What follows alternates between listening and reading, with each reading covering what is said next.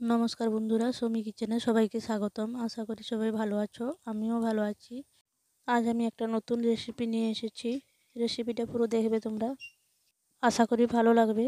আর যদি ভিডিওটা ভালো লাগে তাহলে লাইক, কমেন্ট, শেয়ার করবে। আর যদি নতুন বন্ধু হয়ে থাকো চ্যানেলটা সাবস্ক্রাইব করে দেবে। আজ আমি নারকেল আর বাদাম দিয়ে নাড়ু পাকিয়ে দেখাবো। পুরোটা ভিডিও দেখার জন্য অনুরোধ করব। আমি নাড়ুর জন্য দুটো নারকেল নিয়েছি। নারকেলটা আমি কুড়ে নিচ্ছি। দেখুন, আমি দুইটি নারকেল কুড়ে নিয়েছি। এরপর আমি 200 গ্রাম পরিমাণ চীনাবাদাম নিয়েছি।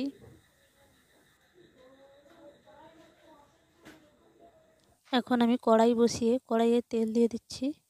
এখন আমি নারকেলটা ভেজে নেব। আর নারকেলটা আমি খুব বেশি ভাজবো না, হালকা ভেজে নেব, কারণ মিষ্টিটা বেশি দিন থাকবে। আর তোমরা যদি মিষ্টিটা বেশি দিন রাখতে চাও তাহলে একটু নারকেলটা ভেজে নেবে, আর না হলে ভাজার দরকার নেই। দেখো, আমি এইভাবে ভেজেছি, খুব বেশি ভাজিনি। এখন আমি চীনাবাদামটা ভেজে নেব কড়াইতে। আর বাদামটা ভাজার সময় কড়াইয়ে তেল দেবে না, তেল দিলে চোপাটা ছাড়াতে অসুবিধা হবে। দেখুন বন্ধুরা, বাদামটা ভাজা হয়ে গেছে। এখন আমি বাদামটা নামিয়ে নিচ্ছি।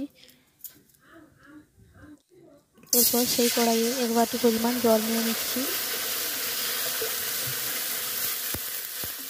এখন জলটা ফুটে এসেছে। 3টে তেজপাতা আর 3টে এলাচ ভেঙে দিয়ে দিচ্ছি। এখন আমি একটু ফুটিয়ে নিয়ে চিনিটা দিয়ে দিচ্ছি।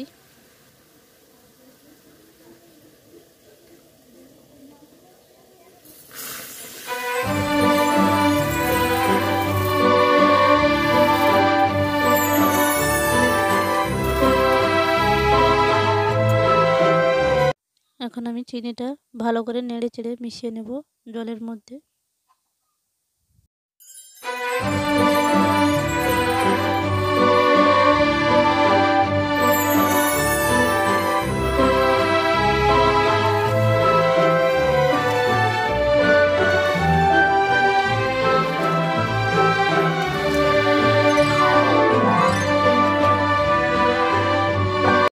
দেখুন বন্ধুরা, চিনিটা মিলিয়ে এসেছে।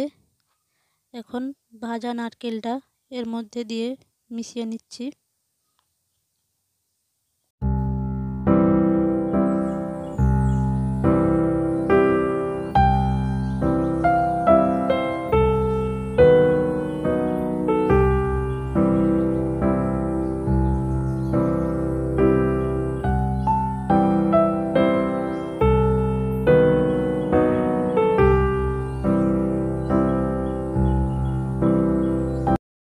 নারকেল আর চিনিটা ভালো করে নেড়ে চেড়ে মিশিয়ে নিচ্ছি।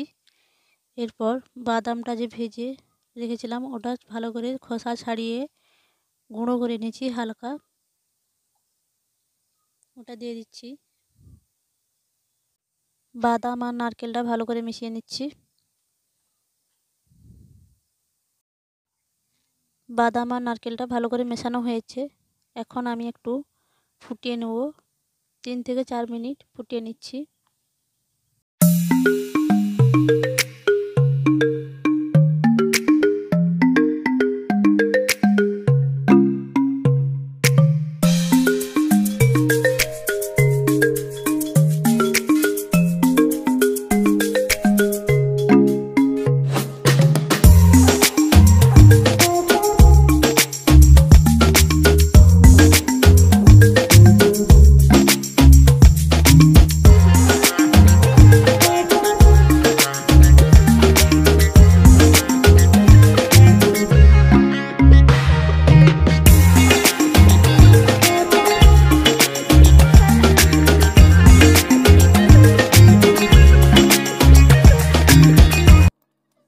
দেখুন বন্ধুরা, 3 থেকে 4 মিনিট ফোটানোর পরে কত সুন্দর কালার হয়ে এসেছে, আর চিনিটা অনেকটা আঠা আঠা হয়ে এসেছে। আর তোমাদের বোঝানোর জন্য এখন আমি দেখাচ্ছি, একটা বাটিতে জল নিয়েছি, সেই বাটির মধ্যে আমি একটু দিয়ে দেখাচ্ছি। দেখো, ওটা মিশে যাচ্ছে না জলের মধ্যে, আঠা আঠা হয়ে গেছে।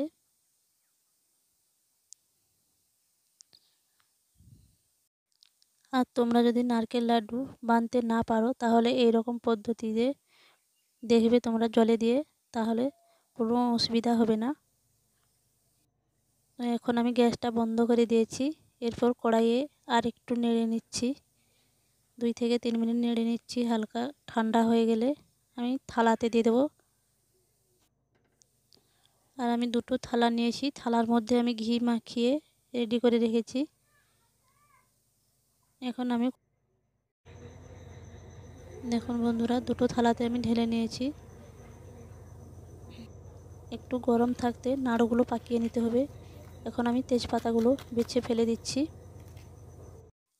এখন অনেকটাই গরম আছে, আমি হাতে জল নিয়ে হালকা হালকা চেপে নাড়ুগুলো পাকিয়ে নিচ্ছি।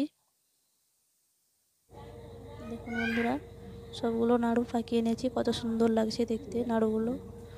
আর এরকমভাবে তোমরা বাড়িতে বানাও, খুব সুন্দর হবে। আর পুরোটা ভিডিও দেখার জন্য অনেক অনেক ধন্যবাদ তোমাদের সবাইকে। পাশে থাকবে এইভাবে।